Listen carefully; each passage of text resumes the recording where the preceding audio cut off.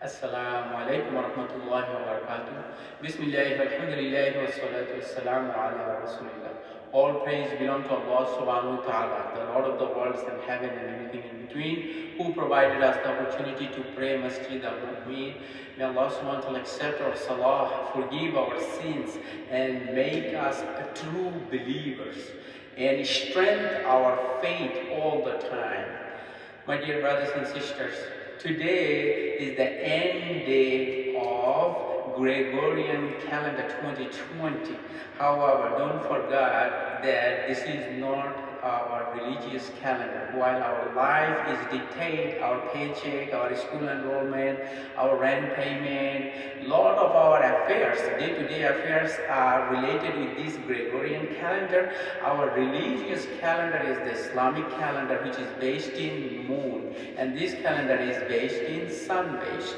So Jumadul Awal 16 is the today's date in Islamic calendar. Just remember that, and remember that when the first year comes next, we also going to be praying to Allah subhanahu wa ta'ala, so Allah subhanahu wa ta'ala give us a better new year next year.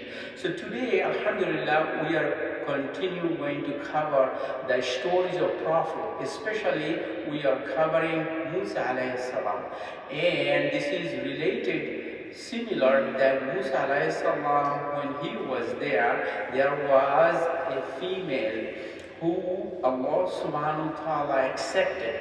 And in Surah At-Tahrim verse number 11, Allah subhanahu wa ta'ala mentioned, and Allah sets forth an example for the believers, the wife of Pharaoh who prayed, "My Lord, build me a house in paradise near you, deliver me from Pharaoh and his evil doing, save me from the wrongdoing people." This is Asiya, the wife of Pharaoh. Today, when we are a minority here in the United States or any other non-Muslim countries, sometimes we feel like looking for excuses. Oh, I cannot practice my religion enough. Oh, I do not have this and that. However, think about the wife of Pharaoh, Asiya. She was living with somebody who, what did he say? فَقَالَ أَنَا رَبُّكُمُ الْأَعْلَى. He said, "I am your Lord Most High." He called himself God. Astaghfirullah. May Allah subhanahu wa ta'ala save us all from this kind of dictatorship. So Allah subhanahu wa ta'ala made him an example here in this world, and also he's going to be an example for us in Akhirah. So today, after thousands of years later, people still talk about him, try to find his body, what happened to him. So we are going to focus on his wife, who had perfect iman, and Allah subhanahu wa ta'ala built for her a house in Jannah, in heaven. But what happened when Pharaoh heard about the story of his wife? How did he react? So Asiya, the wife of Pharaoh, her iman in Allah thrived under the shadow of someone who was real dictator. So when Pharaoh heard about the story that his wife is a true believer, a follower of the Lord of Musa alayhi salam, he was very furious, right? When the news reached Pharaoh, what did he do? Just like any other dictator would do, illiterate person would do, he beat his wife. And not only that, he commanded his soldiers to also beat her.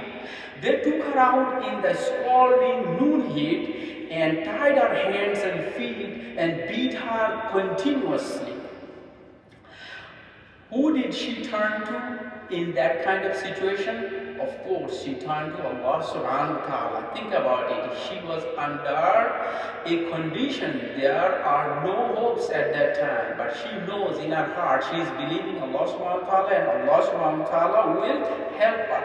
So she prayed, "My Lord, build for me a home with you in paradise and save me from Pharaoh, his deeds, and save me from the transgressive people." That Allah subhanahu wa ta'ala also mentioned in Surah At-Tahrim verse 11.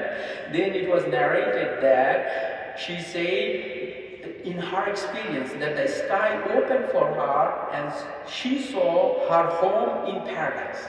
Allah subhanahu wa ta'ala showed her her home in paradise, and she smiled.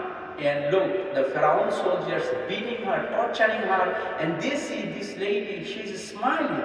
They also wonder what's going on. We are beating her or torturing her, and she is smiling because Allah subhanahu wa ta'ala lifted her in a very special way so she could see her house in the paradise, which the soldiers of Pharaoh had no knowledge in there.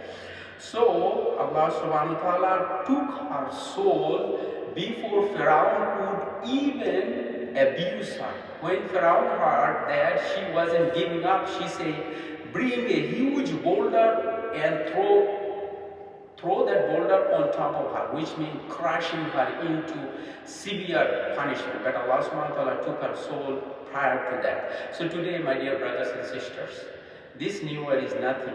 Look for the new year when you and I will be meeting Allah subhanahu wa ta'ala.